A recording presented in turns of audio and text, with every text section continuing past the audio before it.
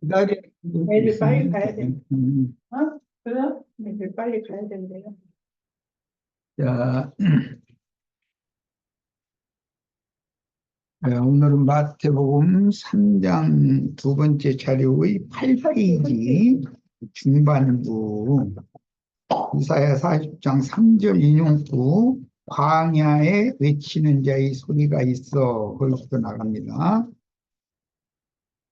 이건 광야에 외치는 자의 소리라는 이 문구는 이사야 40장 3절에서 인용하는 말씀이죠. 바벨론에 사로잡힌 포로 생활에서 그의 백성을 예루살렘으로 돌아오게 하실 뿐만 아니라 더불어 세상 나라에 포로된 사람들에게 영의 자유와 해방을 주시고 그들과 함께 영원한 하늘 본향인 천국의 위에 있는 예루살렘으로 귀환하실 여호와의 길을 예비하라는 예언입니다. 이것은 세상에 사로잡혀서 종로로 가는 사람들이 세상의 권세로부터 해방받는 그런 문제도 기본적인 문제지만 더 중요한 것은 세상적인 교회, 세상의 영에 사로잡힌 신앙생활하는 사람들이 세상의 영으로부터 하나님의 영께로 나와야 된다. 그것이 중점이에요. 자, 외치는 자의 소리는 하나님 말씀을 대언하는 소리이기 때문에 선지자의 대언을 통해서 선포하신 전도라는 것을 알 수 있습니다. 이 광야에 외치는 자의 소리라는 건 전도자의 전도하는 말씀 증거 그런 뜻인 거죠. 선지자의 예언과 같이 바벨론에서의 포로 귀환이 역사상에 이루어진 것은 또한 모형이 되어서 1차적인 표적으로는 하나님의 백성들이 자기 죄로 말미암아 유대교 체제에 갇혀서 이게 더 중요한 것이죠. 세상 사람들은 세상신 마귀, 세상의 영에 붙들려 있는 것이 이제 세상 죄의 종로로 사는 것이지만 종교인들은 세상의 영보다 더 뭐라고 그럴까 강력하고 사람들을 더 올가매는 것이 세상적인 종교죠. 종교에 사로잡히면 거기서 해방받기가 굉장히 어렵죠. 그래서 의문의 율법 저주에 매여 종로로 다다가 하나님이 보내신 메시아인 예수 그리스도께로 돌아왔습니다. 예수 그리스도는 세상의 종, 종교의 종, 그게 이제 죄의 종이라고 그러는데 종합적으로 그런 신분으로부터 자유를 줘서 해방해주는 해방자로 오신 것이죠.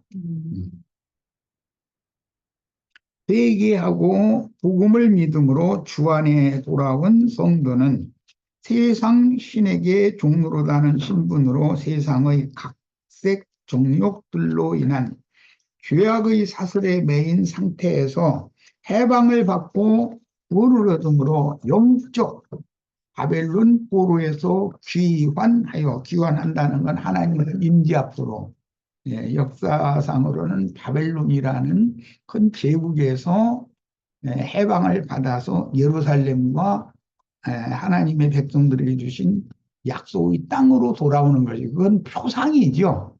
이것은 세상과 세상의 그 종교적인 관념으로부터 해방을 받아가지고 참 자유를, 그 양심의 자유를, 신앙의 자유를 주러 오신 그리스도께로 돌아오는 것을 상징한 것이다. 그런데 복음의 시작에 이런 이스라엘의 역사를 염두에 두고 광야에 외치는 자의 소리가 있었다 그랬는데 그게 요한이 증거하는 복음 전파를 의미하는 말이죠.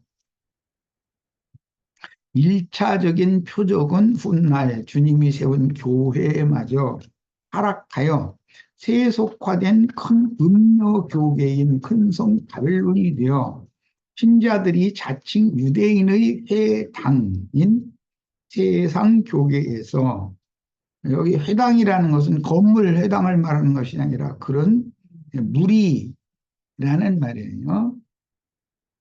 생명의 성령의 법에 따라서 의문의 율법 저주에서 해방됨으로 성취되었습니다.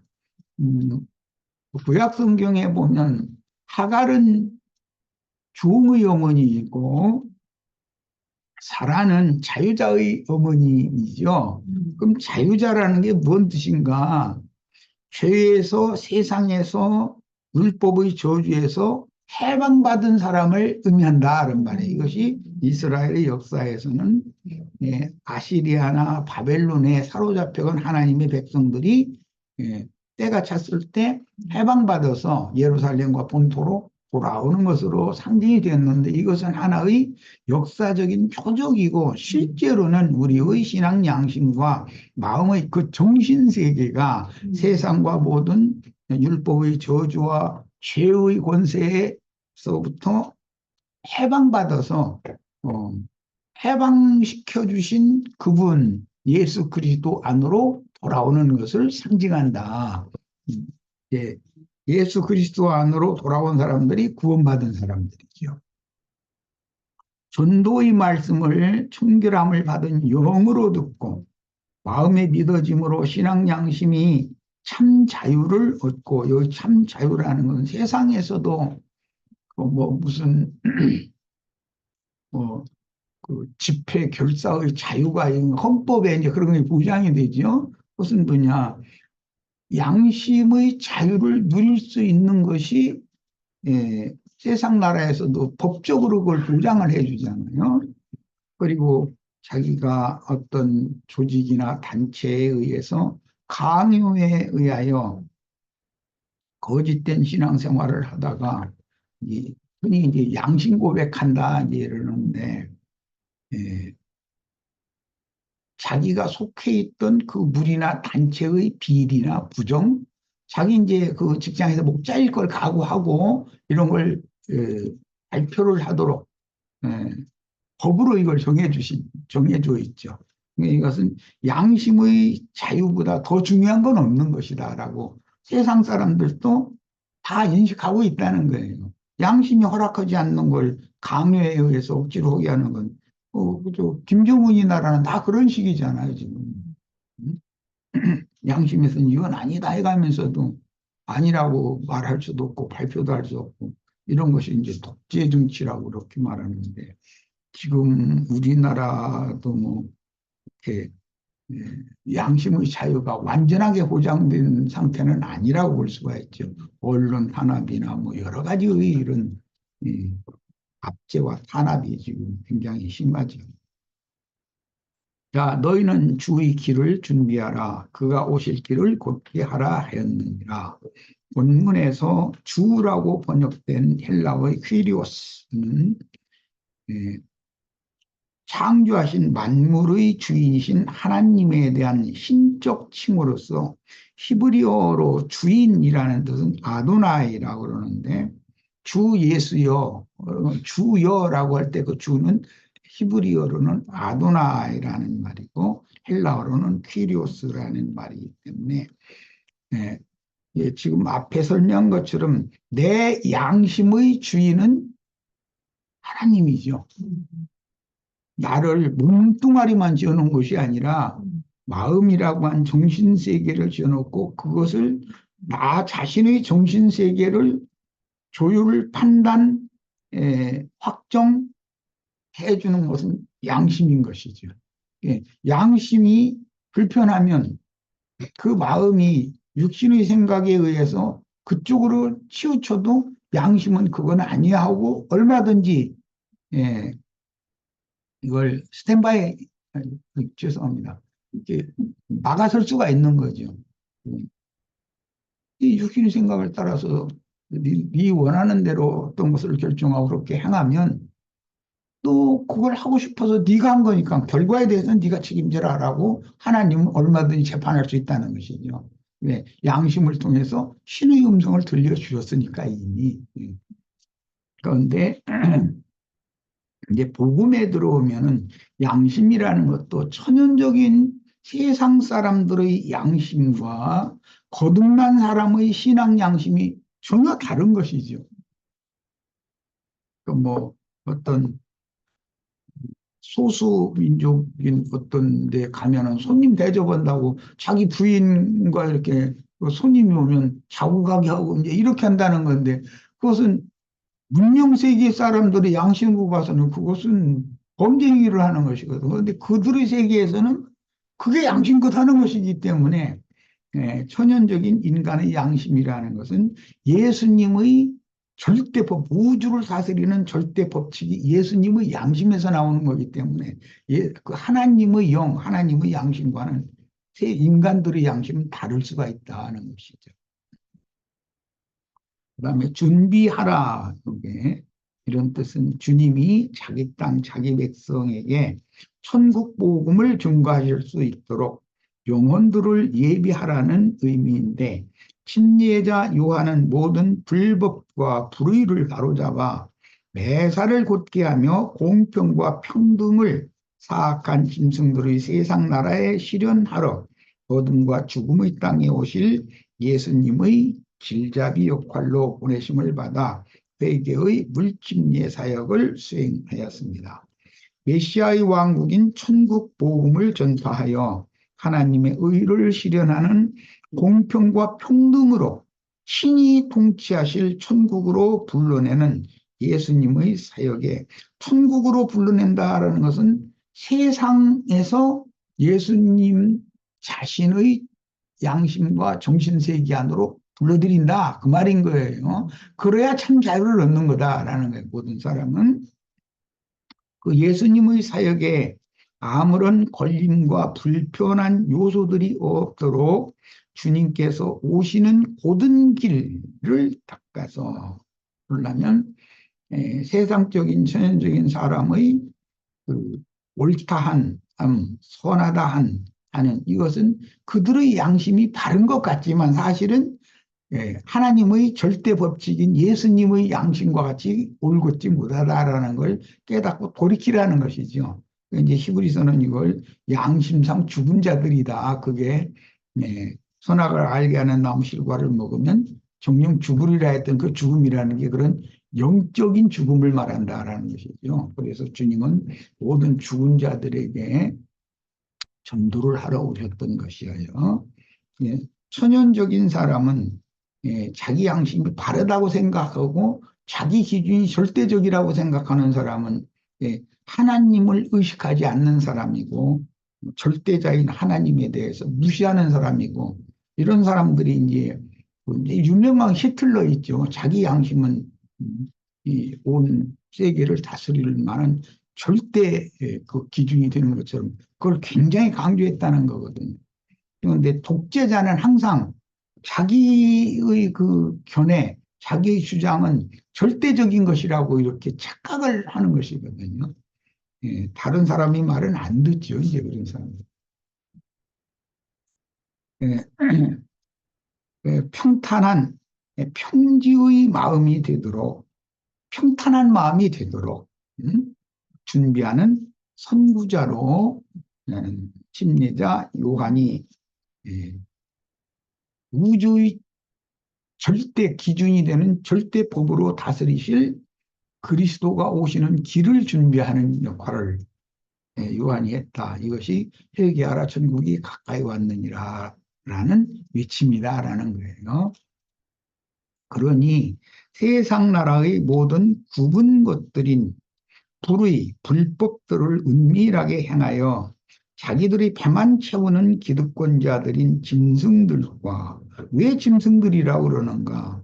자기 양심이 가장 바르고 자기 정신이 가장 맑은 정신이다라고 생각하는 사람들이 그게 다 짐승들이죠, 사실은. 예수님의 양심과 예수님의 정신만이 우주를 다스리는, 절대 기준이 되는 것인데, 절대 법인 건데, 그것을 인정하지 않으면 믿는 자가 아닌 것이죠. 기득권자들인 짐승들과 위선과 불의, 불법을 일삼는 권력자들에게 담대하게 맞서는 말씀을 선포할 수밖에 없다.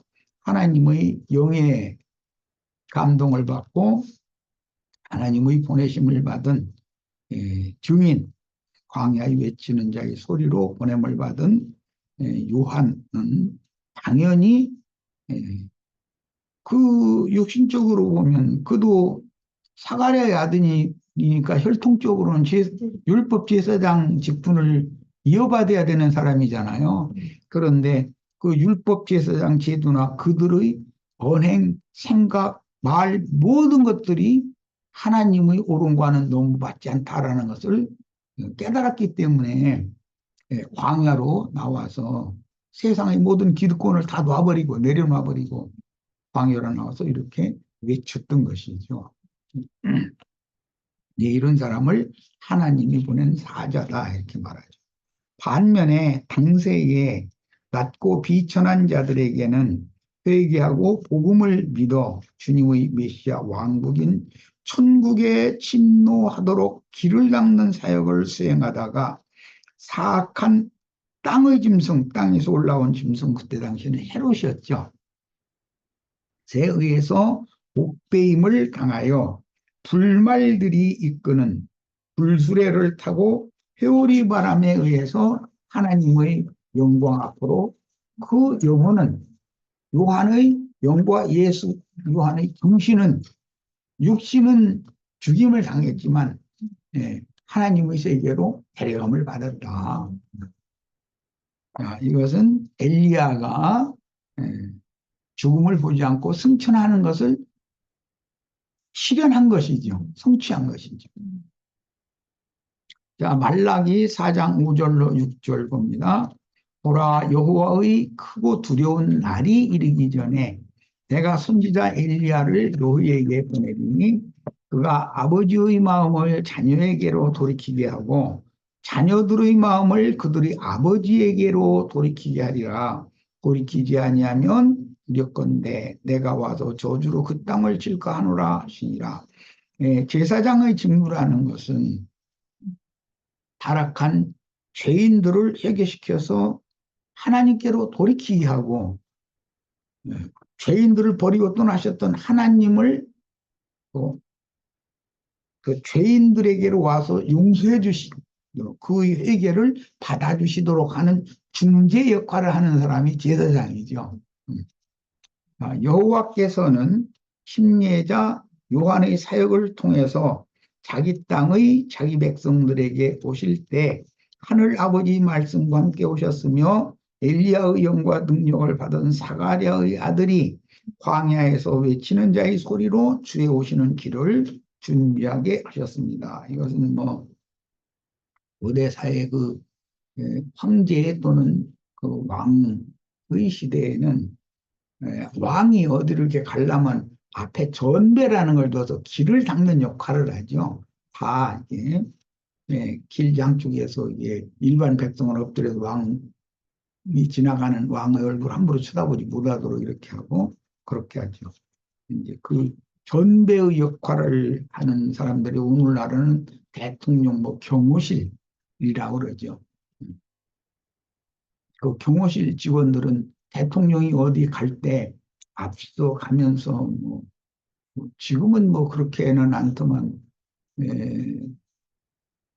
박정희 씨가 대통령 할 때는 그 박정희 씨 아들이 육사 생도에서 썼기 때문에 내가 석관동 그쪽에서 이렇게 장사를 하고 생활을 했는데 대통령이 얼마나 그 무대를 자주 다니는지 그 화랑대 거기 육군사관학교를 자주 다니는지 툭하면 맹맹맹이 하면 2층 그때는 중화관제라고 그래가지고 이거 유리창 창문 다 가리게 만들었죠. 유리창 창문 열려 있으면 막 쫓아나가서 집주인 난리배락을 쳐가지고 막다 내리라고 그런 시절이 있었어요. 그런데 지금 만약에 저랬다가는 난리 나죠. 국민들이 가만 안 있죠.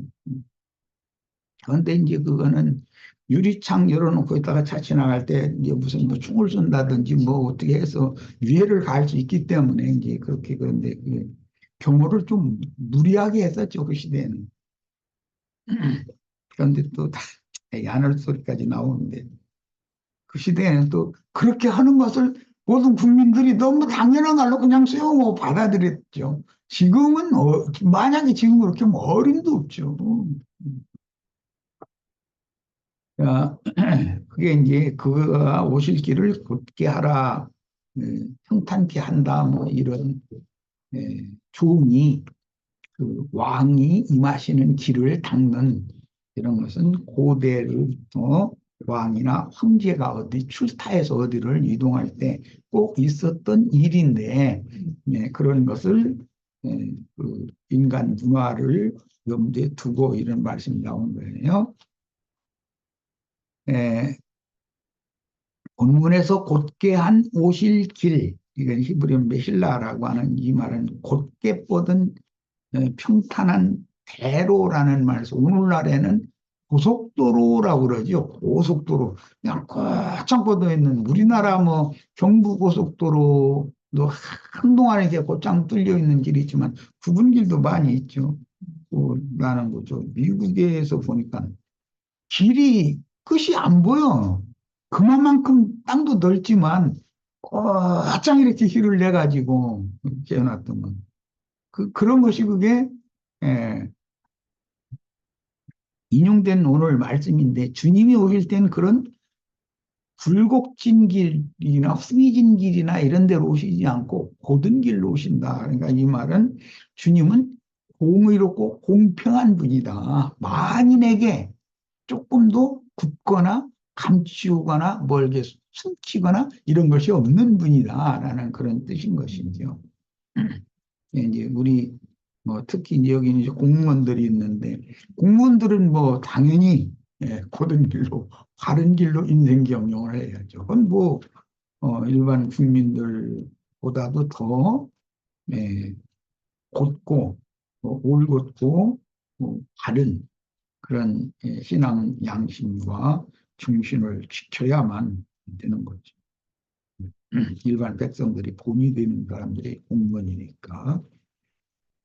그런 사유로 사해 근처 에논에서 침례 요한에게 침례를 받은 세리와 장기와 모든 죄인들은 메시아인 주 예수 그리스도와 함께 갈릴리의 한 산에 가서 주님을 다시 만나서 그 사역을 동역한 지자들과 함께 하늘의 예루살렘과 하늘의 시온산에 이르러 하늘에 거하는 자들인 하나님의 장막이 되어야 합니다.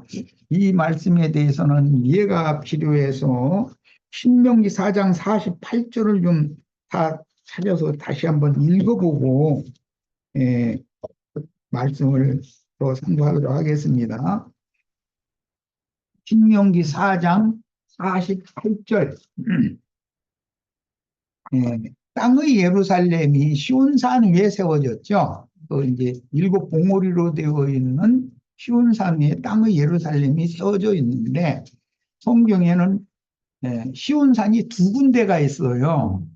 땅의 예루살렘의 터전이 된 시온산도 있지만 영적인 시온산이 있다는 말이에요. 신명기 4장 48절 신명기 말씀 나눌 때 내가 이걸 굉장히 강조했는데 하늘의 시온산이라는 말을 어디서 말씀을 인용하는지를 이해를 잘 하시기를 바라요. 그 얻은 땅은 아르논 골짜기 가장자리의 아로엘에서부터 시온산 곧 헤르몬산이지요. 이렇게 했어요. 자, 그러니까 갈릴리 그 북편 쪽에 있는 헤르몬산이라는 것을 시온산이라고 한다는 거예요. 그것은 영적 시온산을 상징한 거예요, 거기는. 그런데 예루살렘 성이 세워진 곳이 시온산 위에 세웠잖아요. 다윗이 여부스 족속에게서 빼앗은 산이 시온산이잖아요. 그 위에 솔로몬 성전을 세웠거든, 예루살렘 성. 그러니까 성경 갈라디아서에 보면 땅의 예루살렘 위에 있는 예루살렘, 땅의 시온산, 하늘의 시온산이 구분이 된다, 성경에는. 이제 이런 의미를 잘 아셔야 마태복음의 마지막 부분에 보면 부활하신 예수님이 그 마르다에게 내가 너희보다 먼저 갈릴리로 갈 거니까 내 제자들에게 가서 부활하신 그리스도가 갈릴리로 가신다고 했다. 갈릴리로 가서 그분을 만나라라고 전하라고 하셨죠.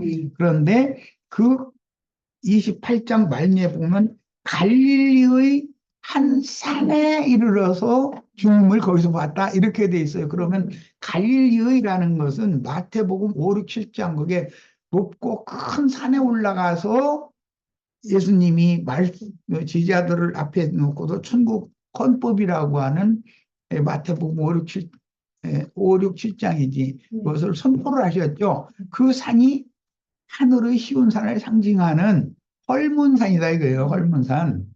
이제 이런 것을 알고 지리적인 그 이치도 알고 마태복음을 읽어야 돼요.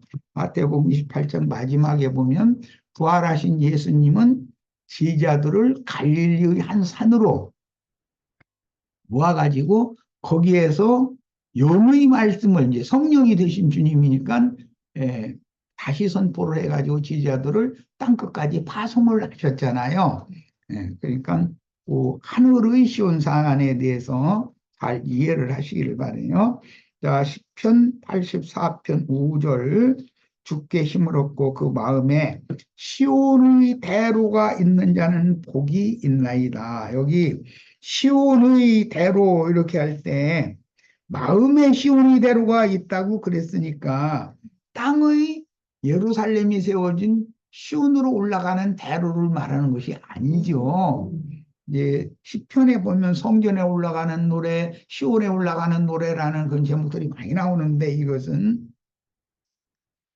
시온의 대로라고 하는 이 대로 이야기는 내가 그 민수기 때 팔레스타인 땅은 남북으로 연결되어지는 큰 길이 세 개가 있는데 해안길이 시중에 비하면 해안길이 있고 그건 애굽으로 내려가는 길이죠.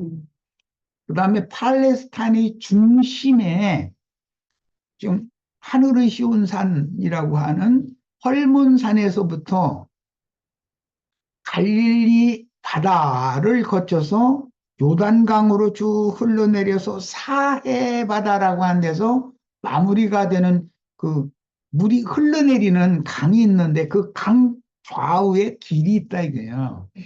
위에서 내려오고 아래에서는 올라가는 것이죠. 사해라는 건 죽음의 바다라는 거잖아요. 예. 사람의 심령이 다 유대교인들은 죽음의 바다에 있는 거예요. 그래서 요한이 침례를 할 때 사해바다 근처 에논이라는 곳에서 이게 거기서 육체는 죽고 영은 부활되어서 이제 오른편 길로 그 족장의 길이라고 그러는데 이제 이스라엘 중에서도 이기는 자들 족장들만 다니는 길이란 말이에요. 거기 이제 이 길로 하늘의 시온 산에 올라가도록 이렇게 내려오는 길, 올라가는 길이 강 좌우로 이렇게 있다는 거예요. 그걸 이제 족장의 길이라고 그래요. 그런데 우리들은 예배당 다니는 사람들처럼 그냥 세상에서 잘 먹고 잘 살고 그거는 뭐 해안길이죠. 해안길로 가는 사람들이잖아요. 애굽으로 내려간 사람들이니까 그 길이니까. 그러나 우리는 족장의 길을 가야 된다 이게요. 예수님이 요한에게 침례를 받으러 사해 근처의 에논이라고 하는 곳까지 내려가셔서 요한에게 침례를 받고 이제는 올라가시죠. 어디로 가요? 헐몬산, 시온, 하늘의 시온 산으로 올라간단 말이야. 이제 그런 길이 있어요. 그리고는 이제 동편 쪽에는 이쪽 해 뜨는 곳이라고 생각했던 동방 쪽의 문물을 애굽 쪽으로 가서 장사를 이렇게 하는 그 대상들, 약대 때를 이제 모아서 다니던 대상들이 다니던 왕의 대로라는 것이 있어요. 그건 세상 왕의 대로인 것이지 그게 우리들이 말하는 왕 중의 왕이신 예수님의 대로는 아니죠. 이제 이런 그 팔레스타인 땅의 큰 대로가 세 군데가 있다라는 것도 우리는 이제 지리적인 것도 염두에 두셔야 돼요. 자, 마태복음 3장 4절. 이 요한은 낙타털 옷을 입고 약대 털로 약대 가죽으로 만든 옷을 입었다는 거지. 뭐 입었다기보다는 이게 둘렀겠지. 뭐 자세히는 모르나. 네, 약대털 옷을 입고 허리에는 가죽띠를 띠고 음식은 메뚜기와 석청이었더라. 그러니까 참 사람의 말로는 이해하기가 어려운 그런 행습이죠. 열왕기하 1장 7절로 8절. 왕이 그들에게 이르되 올라와서 너희를 만나 이 말을 너희에게 한 그 사람은 어떤 사람이더냐. 예, 엘리야를 박해했던 그 왕이 군대를 50명씩 몇 번 파송을 해서 못 잡아왔죠. 그런데 만났는데 그럼 어떤 모습이더냐라고 왕이 물어보는 거예요. 왕은 엘리야의 모습을 알고 있으니까 이제 물어보는 거겠죠. 그들이 그에게 대답하되 그는 털이 많은 사람인데 허리에 가죽띠를 띠었더이다 하니 왕이 이르되 그는 디셉 사람 엘리야로다. 예, 예. 이 엘리야는 털이 많은 사람이라고 여기 그렇게 되어 있지만 털옷을 입고 살았다는 거예요. 이 털옷, 짐승 가죽옷을 입는 것은 창세기에서부터 나오는 말이죠. 무화과나무의 팔이 옷 대신 짐승을 잡아서 짐승 가죽으로 옷을 해서 입혀준 다음에 에덴 동산에서 쫓아내셨죠. 음. 자, 거기에서부터 인용하는 말인데, 이제 그 제사법에 의하면 그 당직 제사장은 그날 자기가 그 레위인들이 잡아 이제 바치는 것이지만 잡은 그 제물의 가죽을 당직 제사장이 갖도록 돼 있죠. 이게 이제 가죽을 팔아서 뭐 수입을 삼는 그런 것이 되겠지만 가죽을 판다는 건 그 가죽으로 무두장이 손을 거치면 옷도 나올 수 있고 이제 여러 가지 생활에 유익한 이제 그런 것을 만들어낼 수 있는 거죠.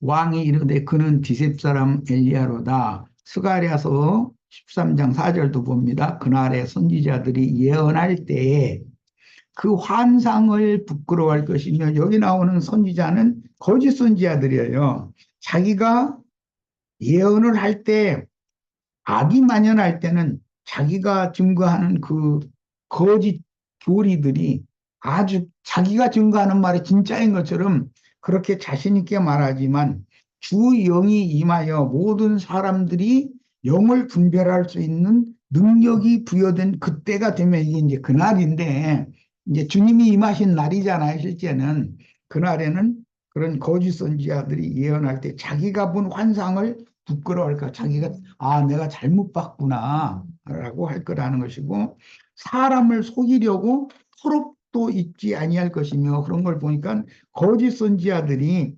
가죽옷을 입고서 털옷을 입고 사람들 앞에 자기가 하나님 보내심을 받은 선지자인 채 했었다라는 것을 알 수 있잖아요.